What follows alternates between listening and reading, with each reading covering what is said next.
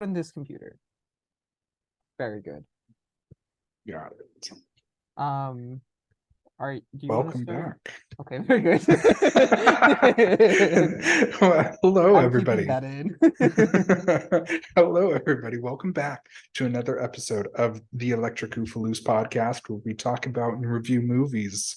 My name is Duran Barron, aka the Jetpack Cat, and with me, as always, Dominique Beltran, Shadow Spider 004, I think, right? That's my yes, my that tag. is you. Okay. That's you.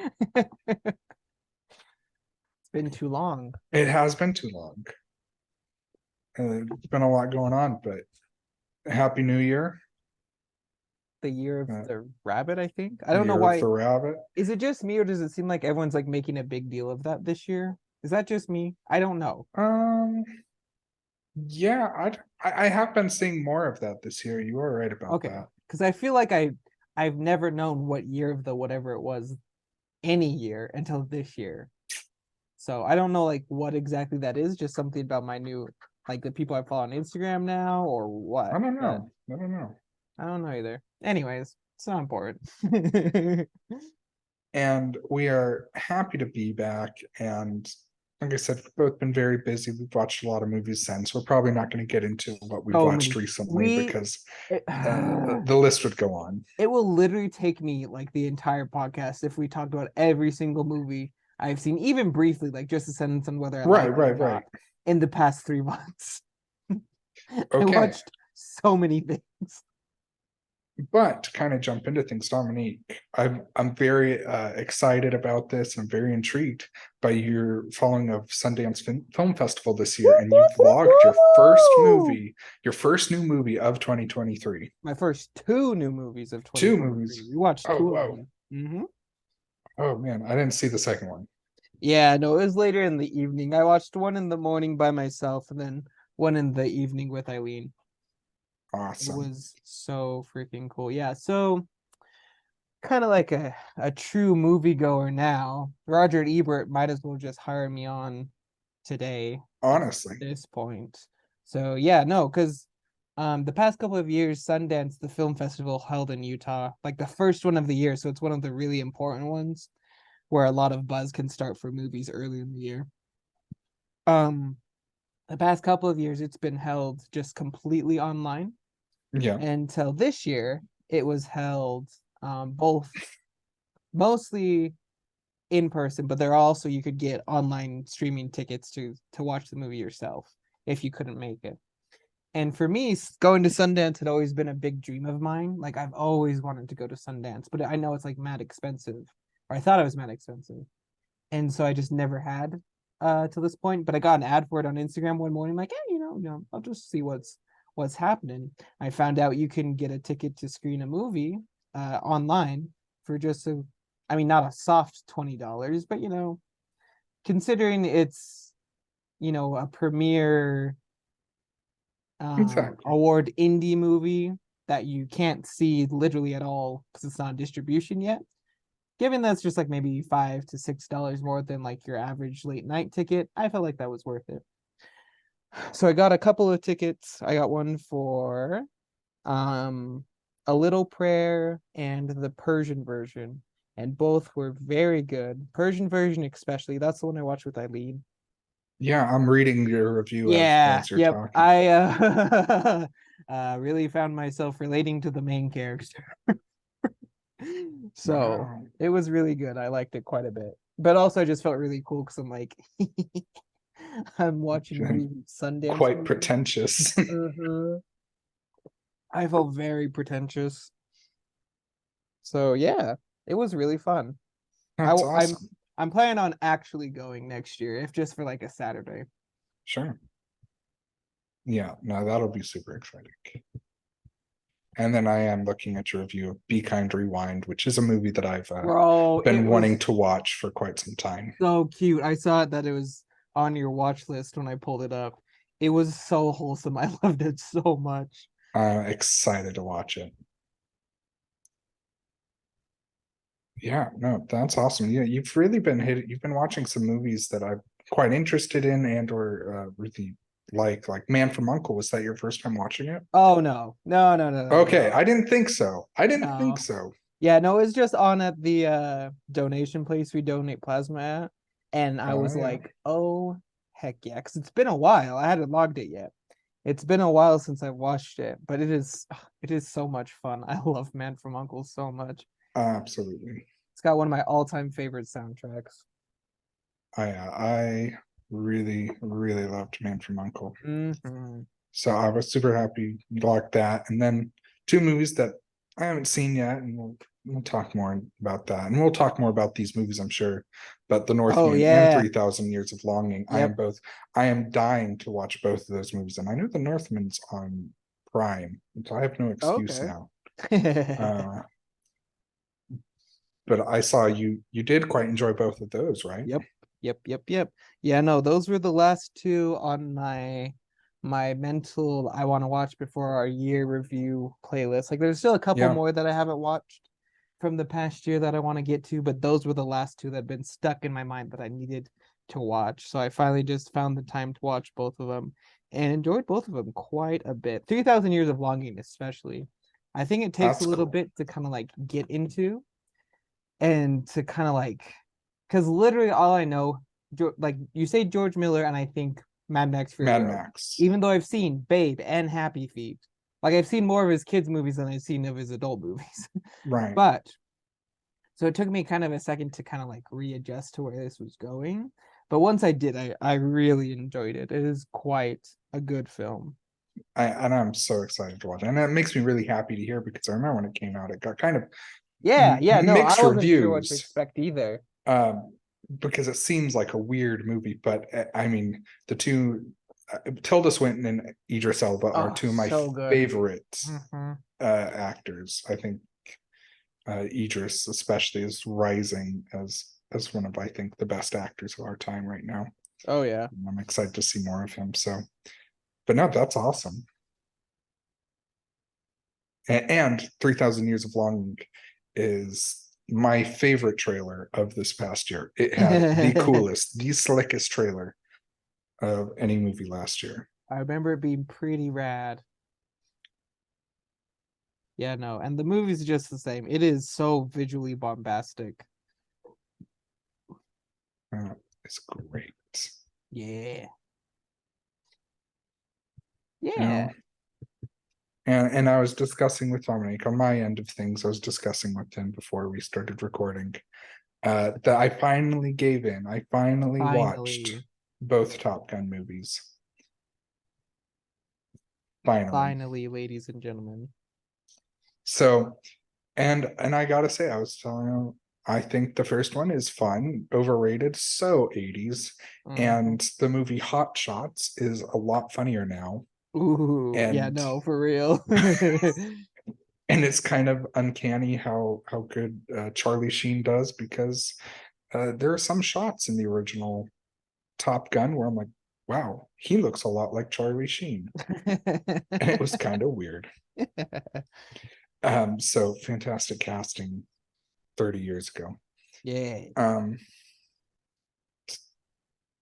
So I finally gave in and I loved Maverick. Super feel good movie. Mhm. And I was really I think I understand why you saw it over a dozen or about a dozen times. I saw it 10 times in theater and I've seen 2 times just at home media since. So Yeah, 12 so about times 12 total. times. Yep. So I think I can understand why. Hmm. No, yeah, and I Um, think we'll get into that once we start talking a bit more. sure. Because when you wrote that in your review, I agreed completely. Because I felt a similar way in one of my reviews that I'll have to recall. But yeah, no, we'll get to that later. But I agree completely. Yeah. So we'll get into that. Yeah. And with that, is there anything else you want to say before we get into this? Go see Puss in Boots: The Last Wish, everyone. It is so Um, freaking good. Support not I'm not yelling at you, Dirt. I'm yelling at our okay. viewers. Go freaking see it. It is so good. Support it. Don't let this film die. Please. We Shrek need more 5 movies like depends it. on you. Hmm? Shrek 5 depends on it. Exactly. But also, yeah, no, Fram, go. Even if you can't like go see it, If you want to like rent it or something, I am trust so me, excited to it watch it. is really good. It's really good.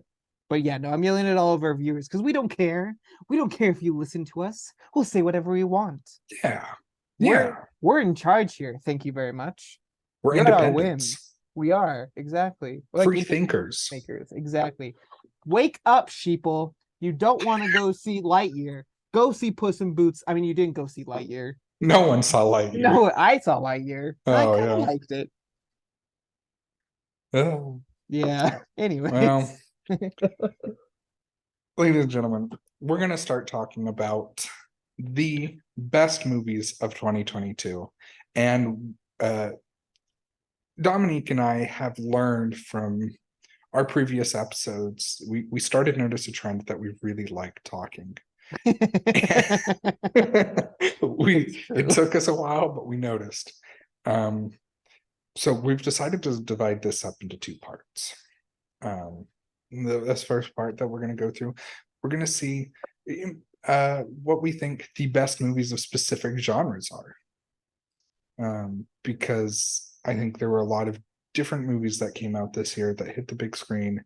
And I think it might be a little unfair to compare something like Barbarian to perhaps Top Gun Maverick or Jurassic World Dominion. And so The I want pinnacle of cinema from last year. uh, um, so we're gonna go into genres. I myself I feel a little underqualified. I don't see as many movies as my friend Dominique here, and so Dominique, Yes. let's go ahead and jump into it. I do want to start with horror. Okay. What horror movies do you particularly recall seeing in 2022? And which ones really stood out to you? And of course, which one's the best? For sure, for sure. So a quick side note in case anyone is interested, I just looked through my 2022 ranks, and as it now stands, I watched a total of 77 movies from this past year. Because 4 of them are TV shows on Disney Plus, and those don't count. But yeah, no, it it was a lot. Some of them were worth it, some of them weren't. So I saw a handful of horror movies. I've started to dip my toes a lot more into it this year. As far as big ones go, we have, of course, the classic Spirit Halloween, the movie, Oh and yeah. Zombies 3, both of which were horrible and not really horror movies. We had The Black Phone, which is a good movie that I absolutely abhorred and will never watch again or even try and think about. Halloween Ends, which was remarkably boring, especially as the supposed end to the Halloween series, which of course it won't be. I saw Megan because technically it came out this year in the US, but I was in Mexico at the time and it came out a couple weeks early, so I'm counting it on my 2022 list, which was fine. Morbius, the first movie to ever make more $1 billion. More A billion. great film, the first one to ever bomb twice. Absolutely legendary. Landmark in cinematic history. Landmark film. Smile, which was fine. Beast, which was fun but fine. What else? Barbarian, which was very good, a bit too over the top for me, but it's a good film. I see why everyone liked it. Mhm. Would you consider? Have you seen The Menu yet? No, that's it. That one's once again just added on HBO Yep. Max, and so I need to watch it. Okay, I think we could consider it a horror film. It's a very light So, horror film, but you could consider it on it. Which was very good. Violent Night, which was super enjoyable. I right. guess yeah, I guess we'd consider Prey, which is such a good movie. I watched it again a couple weeks ago and I loved it the second time. So, And Nope. And for me, for my money, Nope would be my pick for the best horror movie of the year because Jordan Peele is just he's a legend. I love his work. He just hits what I like to watch in horror movies, and that is like I mean, it's well shot, it's still funny, it's kind of scary, it's got really cool ideas, and there's a lot of mythology and what's the word I'm thinking of? Symbology. There's a lot of symbology going on in the movie that if you like think about it, you study it out, you're like, oh, that's what this represents. That's what this means. I love that in films. So for me, nope, definitely. So, that seems to be the one that was pretty much most universally liked. Mm-hmm. As I didn't see a lot of the horror films. In fact, I don't think I saw any of the new horror films this year. Uh, but just following the box office numbers, I mean, Nope just seemed to tower over Smile and The Barbarian Yep. and all of these others, Black Phone. Yep. And to be fair to a lot of them, not Morbius, a lot of them still did pretty good Right. financially, like especially for like small budget horror movies. But yeah, none of them stood up to the singular power of Jordan Peele. And I do remember Smile having quite a unique marketing campaign that was quite enjoyable. Yeah, I I enjoyed some. Oh yeah, no, that was actually kind of The crazy. marketing Yeah, campaign, yeah. that was wild. They got like people in like sports stadium Uh-huh. stands to smile at the camera blankly, stuff like that. Pretty That fun. really I thought was very fun. And I'm a little disappointed the movie didn't do better because if the movie was as creative as their marketing, it would have been pretty impressive. Yeah, it was some of it was really cool. Like the director of the film definitely knows how to stage a really cool looking shot, but there's not enough of it for me to feel like fully invested in this Sure. idea, where it's an idea that we've seen in other ways before. So, but I enjoyed it. It was all right. Moving on. Something else, another genre, I guess subgenre at this point, Mhm. but what about superhero movies? We got, or let's expand it to Oh, superhero projects okay. because looking here at your list, you do have the I have all the Disney Plus shows, ones. Yep. Disney Plus shows, and including Werewolf by Night, Miss Marvel, etc. Yep. What was your favorite superhero project of 2022? The same one as yours. The Batman, baby. I think that's pretty industry. Freaking nothing came close, man. No, Like, I oh and I my. did watch a lot of the superhero projects, and I completely agree. The Batman was. Can you believe that it's almost been a year since the Batman came out? Seriously, it's crazy. No, that is absolutely wild. Have you seen Wakanda Forever yet? No, I haven't. Okay. I really enjoyed it, as evidenced by actually not being that far behind from the Batman. But No, mentally, there's worlds of space in between the two. I am curious. I'm excited for our next the second part because I want to talk to you about this list of yours. I have some Yes, you questions. do. I, I have I I questions. am dying to hear your questions. So that makes me really excited. I am fascinated with your best of 2022 list. um, fantastic. So, And so, oh, go ahead. no, go ahead, go ahead, go ahead. Okay. So yeah, no, Batman is just such a good film. It is so just perfectly crafted and cast and acted and scored. I can't believe the Batman didn't get a Oh Best my Original gosh. Score nomination. That is ridiculous to No me. cinematography or score. Yeah, no, I absolutely can't ridiculous. believe this. Nope, I agree completely. That just blew me away in an upsetting sense. I was not happy. And and something else that's I find interesting is that Everything Everywhere All at Once, if I remember correctly, their score was nominated, It was, yes. which is cool, but I also don't remember the score as well. But if you ask me to No. hum the Batman music, Yep. like Yeah. I think most people could do that. Yeah, no, I agree. I I mean, I've seen it a couple of times now, both films. I remember liking the score, but I agree. I feel like it's not as I mean, and of course, original, um, like the original score isn't necessarily about prominence per se, No, but I mean, you but know, the Batman theme and the Batman exactly, score is exactly, prominent and memorable. exactly. It's incredible. It was Okay, I'm looking at what ones we got this year. So All Quiet on the Western Front. I haven't seen that yet. Babylon. Babylon score deserves it. I've been listening to the Babylon soundtrack like every other day since I went and saw it. I do not remember the score for Banshees of Inisherin, even though I have seen it and I love that movie.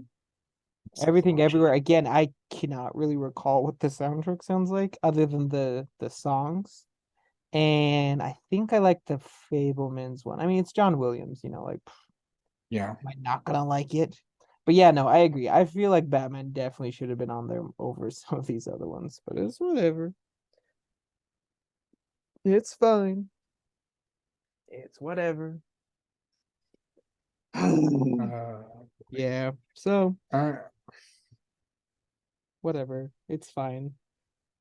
One day we're gonna take over the Academy Awards, okay? Academy. I exactly. know people, all right. We have our ends. We have our ends. Freaking, oh my gosh, dude. Freaking total side note, man, but freaking Steven Stewart would not leave me alone. Like he's been like, "Why haven't you Oh, recorded a new podcast? Why haven't you recorded the new podcast? Where the heck is the new podcast? James Gunn told me you're gonna have a new podcast. James Gunn told me he's gonna fire Superman because that was a horrible decision." yeah. Look into this or that. You Don't guys can't see oh, that don't because get there's me no started video, on that. but I just looked into the camera like Jim from The Office style. um, so yeah, anyways. And I keep telling him, like, we're gonna get around to it. Just we're taking a break. Gosh. Anyways, so yeah, definitely the Batman. The Batman was absolutely fantastic. I loved it Fantastic. so much. Um, Morbius also, I guess, appears on this list, and it's Morbius, man. You know what I'm saying? Uh, um, I feel like we have a little differing opinions on Doctor Strange. I don't know where you kind of sit with it. Um, but over the number of months it's been since I last watched it, it kind of grew more and more out of favor with me. I still like it well enough, yeah, but I don't know. I would have liked to have seen much more of what I think Sam Raimi wanted to do Yes. with the movie. Yep. And I don't really care at this point how much of it would have fit in with Marvel's uh I guess ever growing lore and canon. Yeah. Yeah. But at this point I don't really care. I would have just liked to have Yeah. seen what Sam Raimi would have done, and heck, they could have just ignored it like they did with the end of Spider-Man Homecoming. Or not Homecoming, sorry, No Way Home, where Yeah. we all thought that was going to set up the multiverse, and then apparently has nothing to do with multiverse. Yeah, yeah. Because I mean, we should get into this more another time because I feel like there's very Yeah, interesting conversations we could have here. But I feel like in order for the MCU to really keep going, it needs to let go a lot of what it's done in the past. You know what I'm saying? yes, It needs I to absolutely evolve a agree. lot, or it's just gonna get stuck in the past. And so having a Sam Raimi full-on horror Doctor Strange movie, I think would have done really well, I think especially so since he too. loves Doctor Strange, has a big passion for the character. And I feel like the tragedy here is we got bits of that. Yeah, no, we see it. We see it We here and there. see it. And there's some real genius. There's some shots of when Wanda is chasing them through like the dark Uh-huh. sewer or whatever. That is genuinely terrifying. We get to see Danny Elfman's score front and center with the Oh whole yeah. battle centered around music. And also we really see Danny Elfman's guitar uh, come into play, which is always a good thing if you ask me. It's Oh yeah. a pretty big Oingo Boingo fan. Yeah. Um, so we see bits of kind of Sam Raimi's ideas and creativity and horror, but it's quickly overshadowed, but what I imagine were the heavy reshoots that they had to do pretty Yeah. late into production. Yep. So I don't mind Multiverse of Madness. It's not my least favorite. No, definitely not. And but it could have and should have been a lot better, as I feel like most of the Marvel movies were this year. Thor: Love and That's Thunder. yes. Looking at you. Ugh. We'll get to there in a second. We'll get to there. She-Hulk was fine and brought back Daredevil. It's not as bad or as good as anyone on the internet or on Twitter has said. So yeah, we'll just leave that one at that. Yeah, that sounds good to me. Yep. Dominic, what do you think the Yes. best children's movie or animated movie was of the year? Puss in Boots, Last Wish, Oh, yeah. 100%. Easy. Is there any movie that's even comes close to that? See, this one there's a big space. The closest one you can consider for No clue. kids would be Where I Have Lyle Lyle Crocodile, Oh, which that one was more about the experience I had rather than the movie sure. itself. No, that does seem. I am excited to watch that. It is so good. It is so good. It's one of my favorite 5 films of the year. It's so good. It's up there. Yep. Once again, I am curious. Like I said, I have questions. Anyway, Yeah. None of the rest of them are really that good this year from what I saw. Lightyear was fine. I liked it in the moment, but the more I think about it, I'm like, it was fine. League of Super Pets was fine. Bad Guys was pretty good animation wise, but other than that was fine. Sonic the Hedgehog 2 rocked, but I can't the critic in you me can't can't put say it it. higher. Yeah, exactly. Yeah. I loved Sonic the Hedgehog 2 with all my you heart. you've just started the Sundance. You can't lose your pretentious Exactly. card already. Exactly. So I can't put it any higher as much as I really enjoyed. Like, look at that poster. It's an exact replica of the Sonic the Hedgehog 2 freaking To video game for the cartridge, yeah. Genesis. So cool. It's brilliant. So yeah, I Absolutely. really like that one, but yeah, I can't put that higher. Wendell and Wild could have been. I wish it was better because I love stop motion, and could have been a lot tighter, a lot better. Paws of Fury was awful. Minions was awful. Chip and Dale was dumb but entertaining for a first watch, but not worth a second.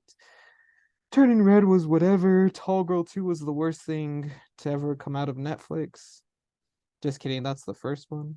And Ice Age sequel that never should have happened, like after the first 3. So half of the series shouldn't have happened. Half the series shouldn't have happened. Absolutely.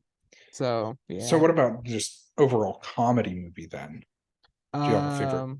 I mean, what would you describe as your favorite comedy? That's a good question because I have a lot of movies that are funny, but I don't know if I really saw that many just like straight up comedies, you know? And that's something I've been noticing. And I as soon as I asked this question, I started to rethink it because I feel like just full blown comedy movies I've become less and less. They have because it's hard to do right, and there's not a lot of good talent doing it right.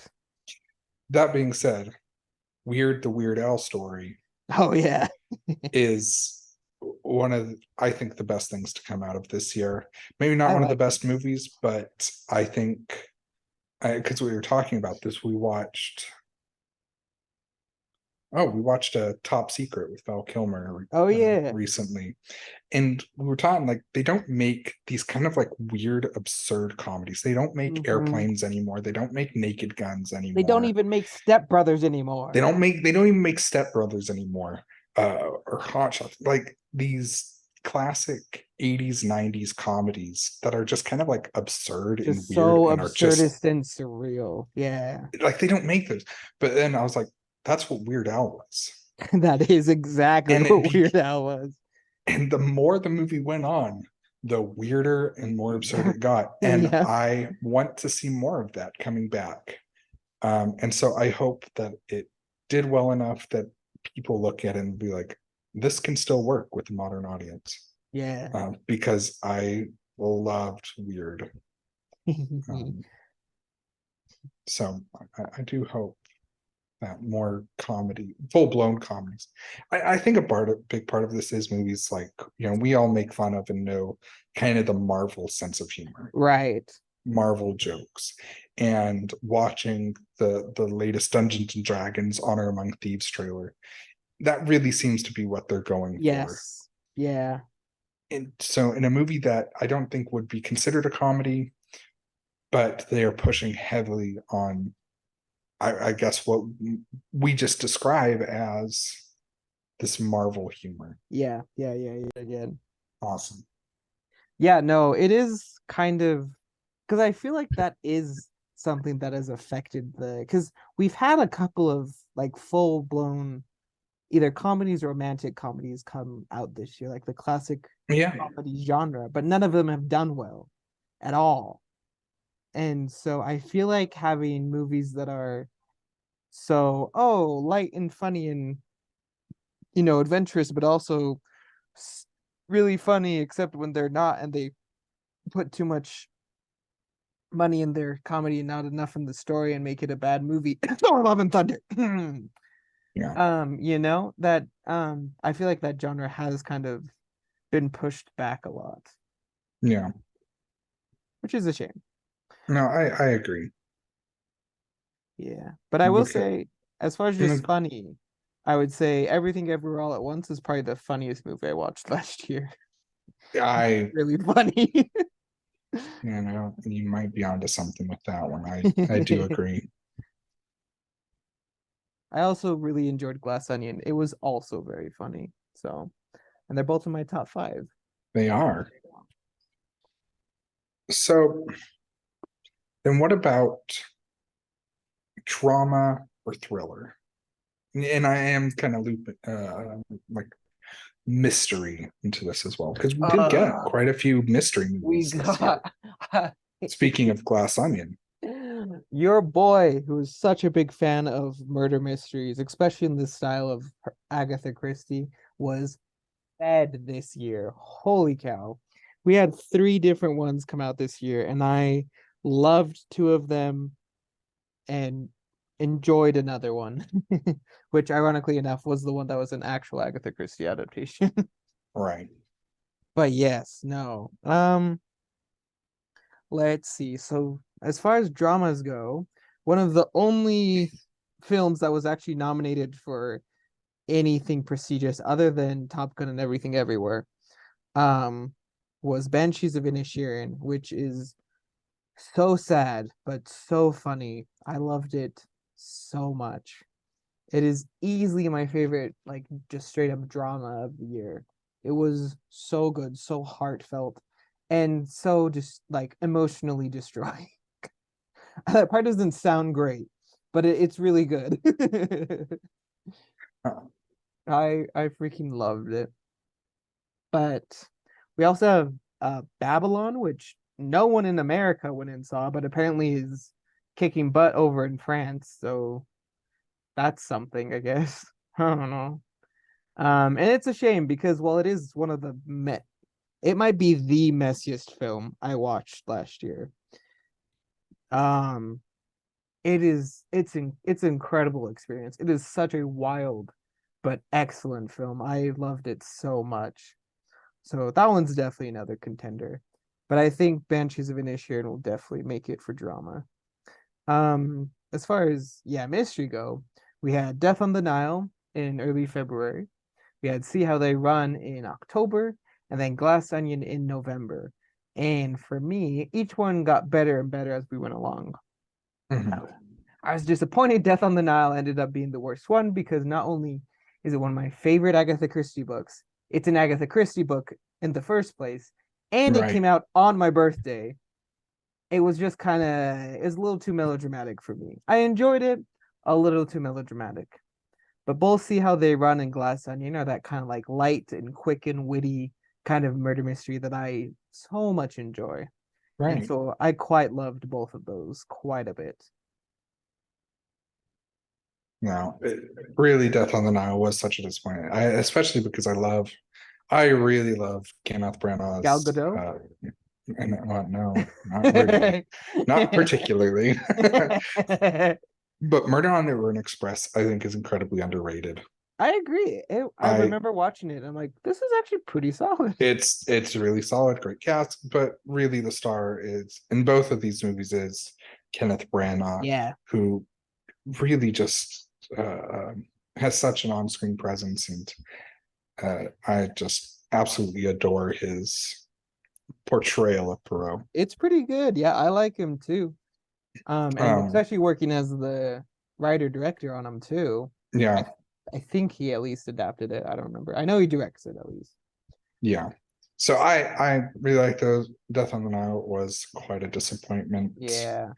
Um, and then I haven't seen See How They Run yet. Once again on HBO Max, so I heard they don't have an Oh, really? excuse. Oh, highly Yes, recommended. I'm I had a excited to watch it. great time. It's very high on my watch list, and we I don't think anybody's going into work tomorrow, so I don't know. Nice. I may suggest that one as our viewings tomorrow. Oh And then yeah. I like Glass Onion, but I don't know. I have some pretty strong feelings that it Yeah. is incredibly overrated. It was the second watch that won me over. My first watch, I'm like, that was pretty good. I like these characters. I like this story. And of course, I love seeing Daniel Craig live his best life. Absolutely. Um, but I was like, yeah, it definitely wasn't as good as Knives Out. And it's still not as good as Knives Out. Knives Out is on my top 50 films ever. Glass Onion is Yeah. not. But that second watch for me really just hit different. And I really, really enjoyed it the second time. So, I don't know. I don't know. Like I said, I like Glass Onion, and I just feel like it's two or three steps down from Mm. Knives Out, and it could have and should have been a lot better. And I primarily blame Netflix for that. Yeah. I don't think Uh, Netflix. Um, I don't know. yeah, no, that's I fair. like. Well, this is a different discussion, so I Yeah. like it, and I wouldn't mind. Like I said, if Ryan Johnson continues with next Netflix and continues making these in like kind of anthologies, I don't think that's a bad thing at all. I think that's Yeah. fantastic, and I I will think watch every single one of them I because think he already has a deal for the third one. I think so too. Um, I just find it unfortunate that it. I wish it was more on the level of Knives Out, but it's Right. not, and that's fine. Yeah, that's fair. That's fair. I back to See How They Run.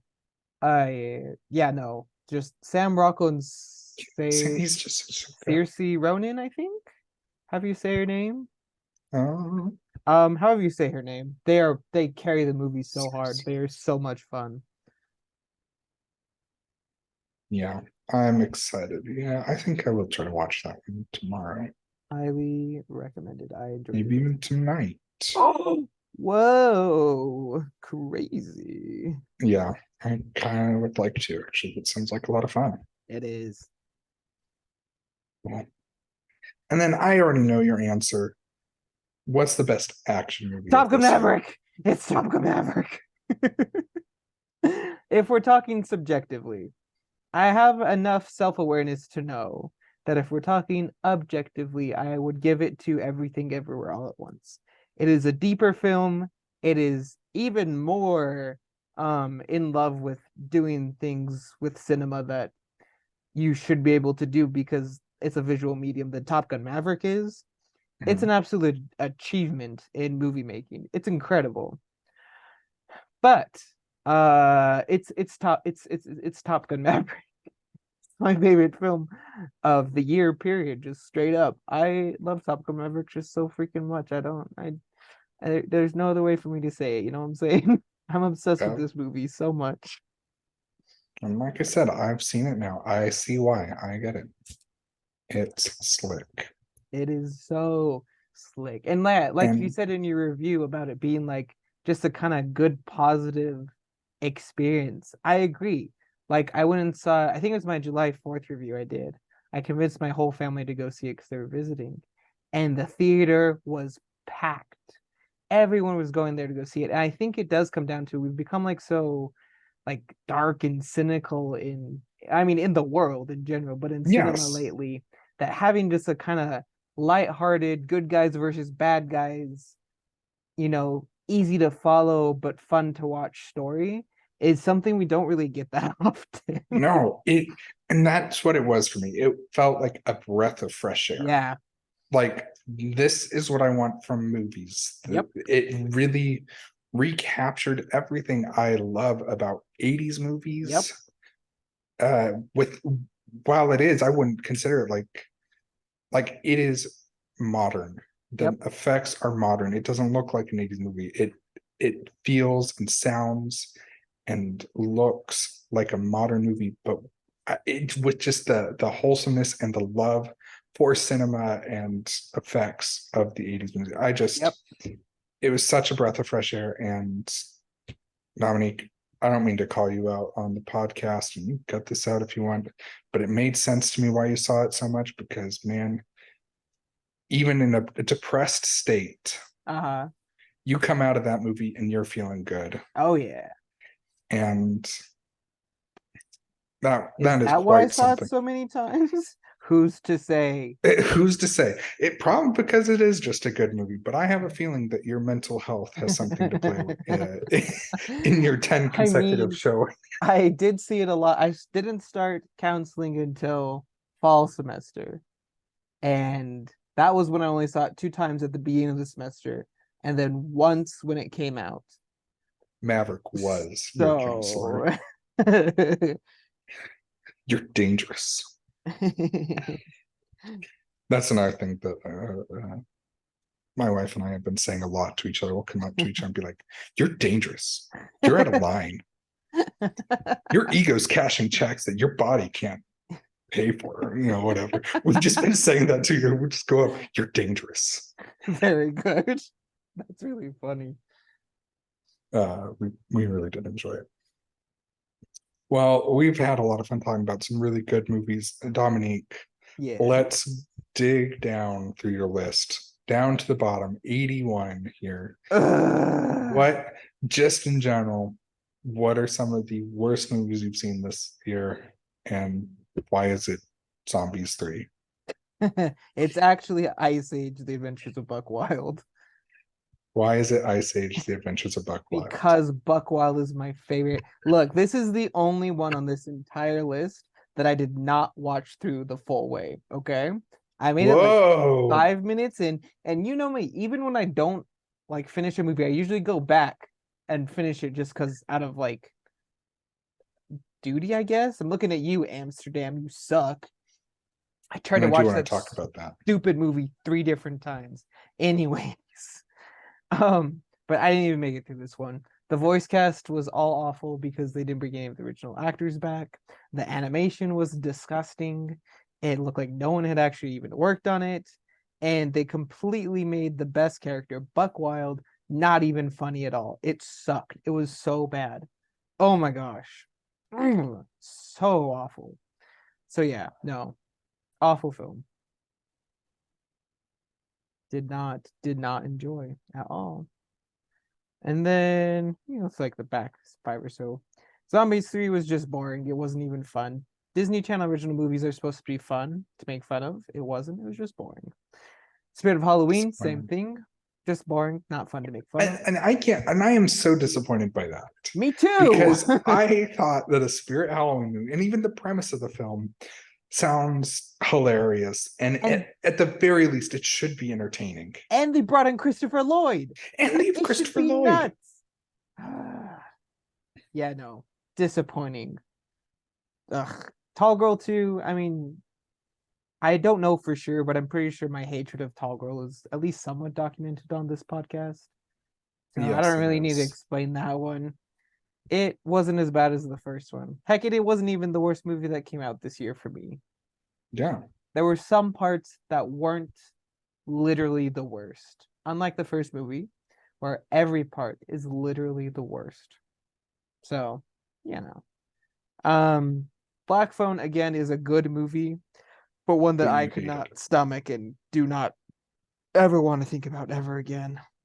Moonfall was boring. This is one I almost turned off, but I just put it on 0.5 or 1.5 speed and finished. It was pretty boring for the most part.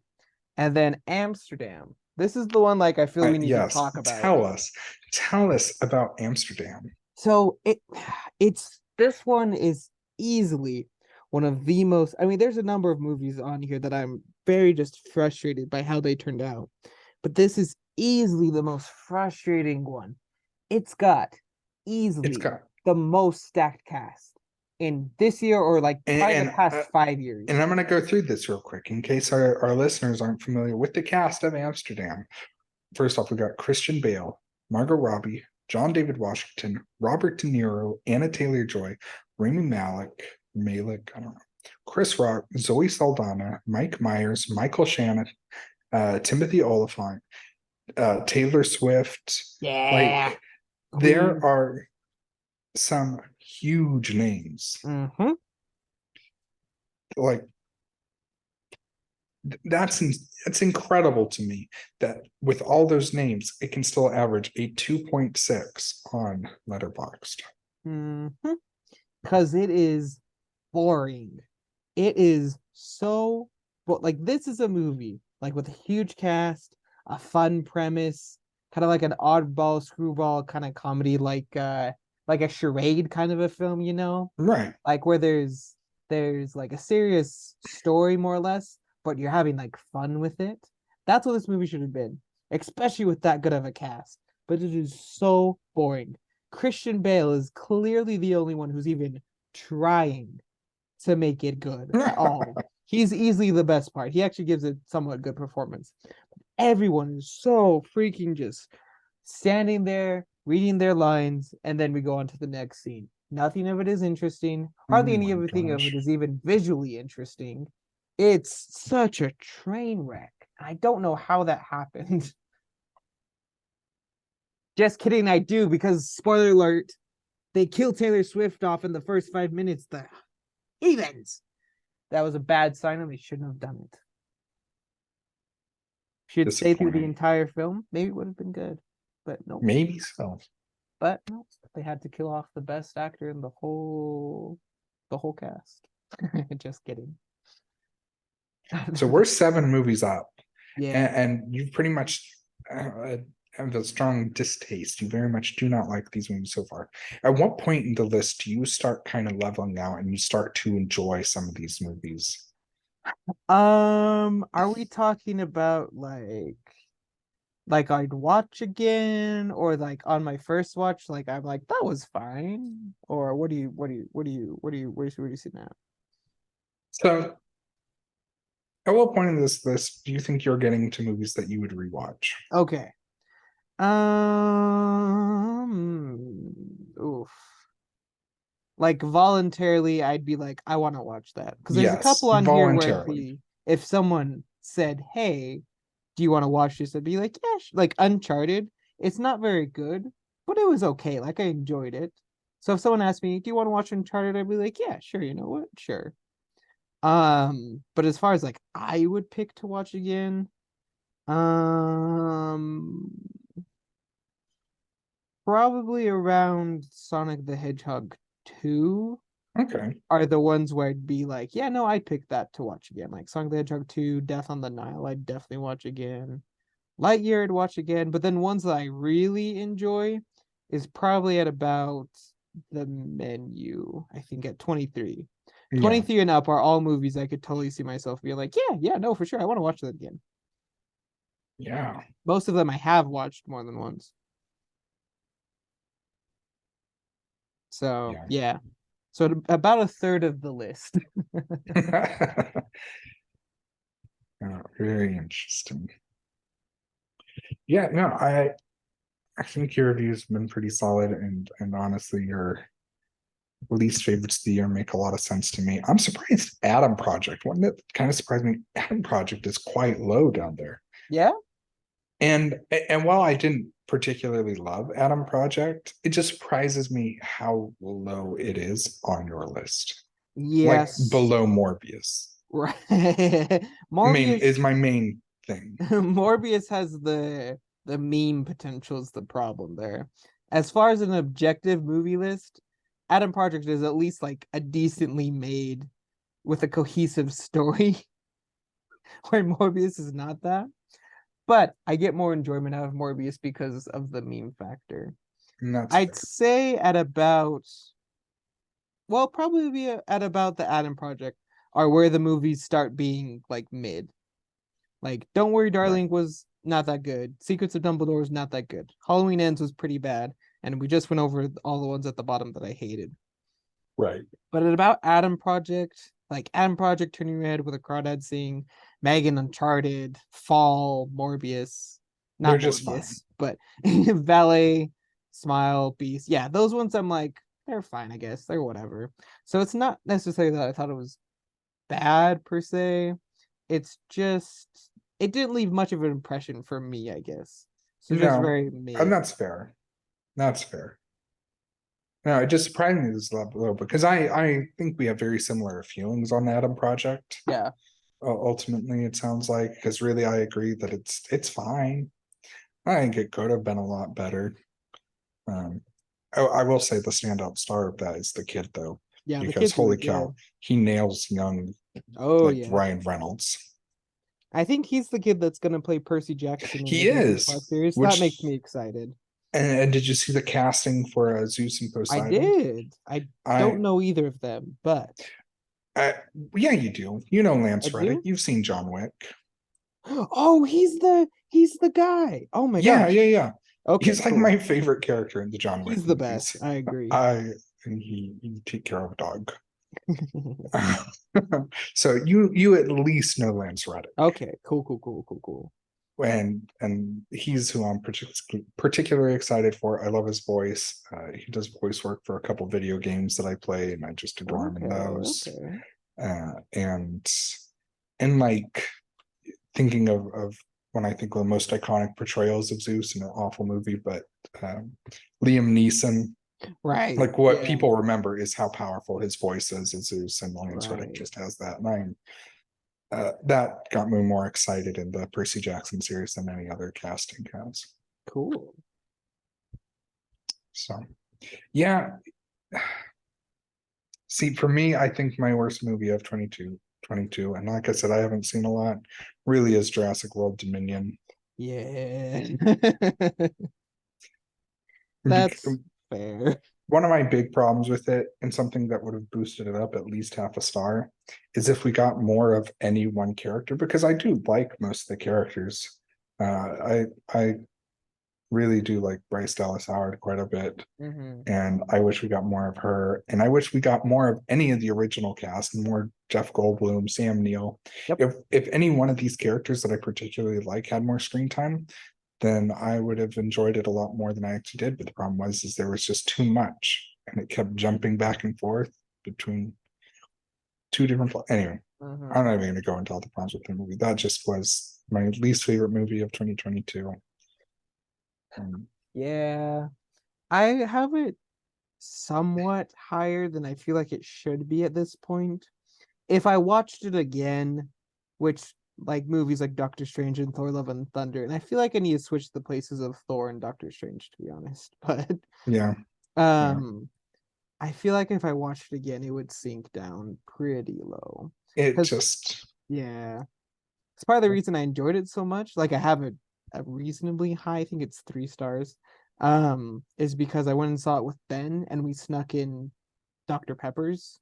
oh, And so like incredible. we are That's just right. I having a remember you good telling time us about together. this. So I feel like that probably helped me enjoy it a bit more than I actually would if it was like it was just me and I watched it by myself. Right, Or even if I watched it at home with like the boys or something. right. So So this one, somewhat related, somewhat going off the trail. Just a question that I had. You watched a lot of movies last year. yes. You watched a lot. Do you have what are some of your favorite new movies that you watched last year? Movies that you had never seen before, whether they came out 2022 or you just watched in 2022. What was one of Ooh, some of your favorite viewing experiences of this past year? that is a fantastic question. The first one that comes to mind is when me and Eileen took her brothers to see Top Gun Maverick in the 4DX seats. that was one of the coolest things I have ever done in my entire life. It was so awesome because those seats were so well like coordinated to the freaking movie and everything. It was so cool.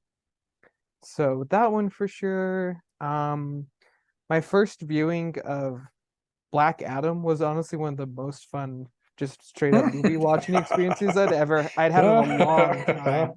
And I know it's not like a good film, Sure. but I just had such a good time with my cousin laughing and making fun of it and watching it together that I don't know, it was just so much fun.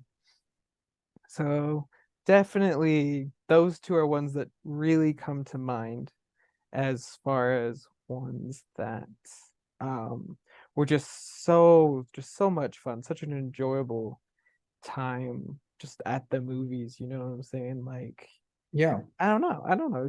It was just really, really good. I'm walking through the movies that I saw this year, which was a lot of them. But It's a lot. yeah, I'm trying to see which ones I watched for the first time this year, and I'm like, which ones did I really enjoy? Or ones that I really didn't enjoy. Who's to say? You know what I'm saying? We can talk about either. Ooh, one that really stood out to me was watching Hero because I wanted to watch some things with Shang-Chi's Tony Yeah, Leung then, totally young. and it was super good. It made me want to watch more Wuxia films, which I've tried to. I have like 5 different ones on my phone or on my computer, and I just have not gotten around to watching any of them still, but I want to. Ooh, and then the other one that really stuck out was watching Nosferatu, because that Wow. movie was literally 100 years old, and it's like one of the very first horror movies, and it was incredible. It was so cool. I love a lot of old movies. They are very neat and very fun. So getting to Yeah. see that, just like seeing how far that like movies and cinema and all that kind of stuff have gone in the past 100 years was something really neat. Um, and also I took my sister to the Batman when it came out, like opening night because she loves Batman. So I took her for her birthday. And that was just kind of nice. I like you know, it's a lot of often more so than the actual movie. My experience is about like who I see it with, you know what I'm saying? Absolutely. So a lot of the movies that I saw this year that I really enjoyed are ones like I had a good time with the people I was with at the theater. Yeah. That So makes yeah. sense. No, that's awesome. And I agree. I think that does have a huge part to do in how much enjoyment you get out of a movie and just the experience overall. Mhm. That's awesome. See, for me, I had a lot, and I'm going through my movies that I watched this past year, and this is really when I started, like the first time that I really started to go into some horror. Mhm. And I watched Army of Darkness this year, or Oh this past year, yeah. and man, I love Army of Darkness. And John Carpenter. I before last year, I'd only really seen Big Trouble in Little China, Mhm. but I went down that little road and watched They Live and The Fog, a lot of his other movies, and I just The Thing, of course, Christine, and I just really fell in love with John Carpenter films. Oh I just adore his movies and their yeah. style, and he was also my most listened to artist on Spotify. Really? Let's Seriously. go. Because and not just his movie soundtracks. I mean, so he still makes music. He still does scoring, like stuff for Halloween Kills. He Right, scored right. Halloween Kills, and I haven't watched it, but I listened to Halloween Kills. But he also has released 3 albums called The Lost Themes that are just music that he makes with his son. Mhm. Like him and his son just make music. And it's all very just it's that 80s kind of dark synth wave that is so prominent in his movies. And so I listened to a lot of John Carpenter. Cool. Um, and it would And another movie that I want to know and highly recommend to you guys that I just haven't talked about enough uh, is True Stories, the 80s movie directed by the singer of the Talking Heads, David Byrne. Whoa. That is one of the movies that I do. I give 5 stars sometimes, like Weird, the Weird Al movie. I gave it 5 stars. Does it deserve 5 stars? Probably not. But it's one of those experiences. Oh my, I had such a fun time watching Weird. Yeah, right. Like Yeah. that was one of my favorite viewing experiences. Yeah. I had such a fun time watching it.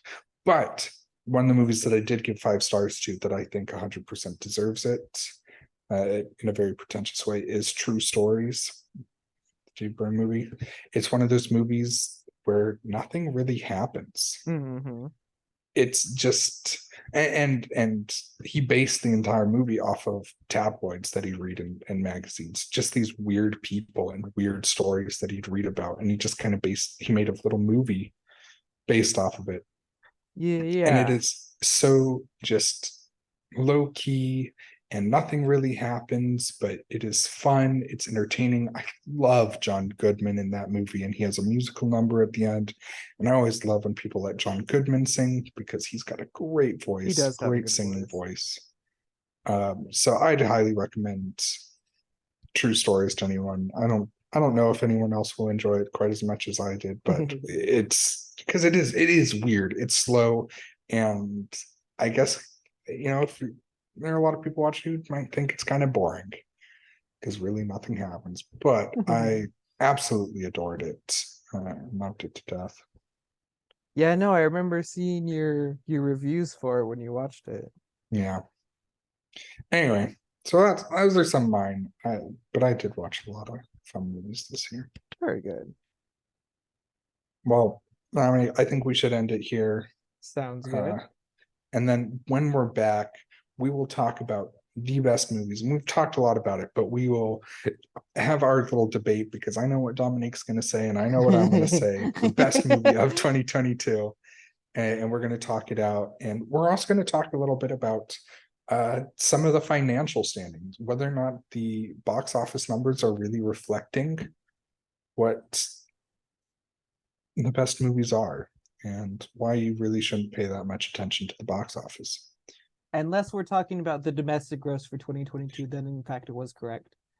But other than that, Yeah, worldwide gross, no. no. Yeah, So we have thoughts on that. We'll get into it. many thoughts. Many thoughts. Thank you again for listening, Steven Spielberg. We're sorry it took this long. I'm not, frankly. I do. I feel kind of bad. I loved Fableman's my guy, but freaking back off. My phone only has so much space, okay? Like seriously, you've got to stop. I spend too much time talking to Guillermo del Toro, okay? I like him better. What can I say? I'm sorry. Am I sorry? No, I'm actually not sorry. Wow. Yeah. Wow. Yeah. Yeah. That's right. You stick it to him. Yeah. Yeah. and of course, Dominique, it's always a pleasure. It is. It's such a good time. Every time. Very good. All right. All right. Well, we'll see you guys in the next episode that we may or may not be recording right after this. To be determined.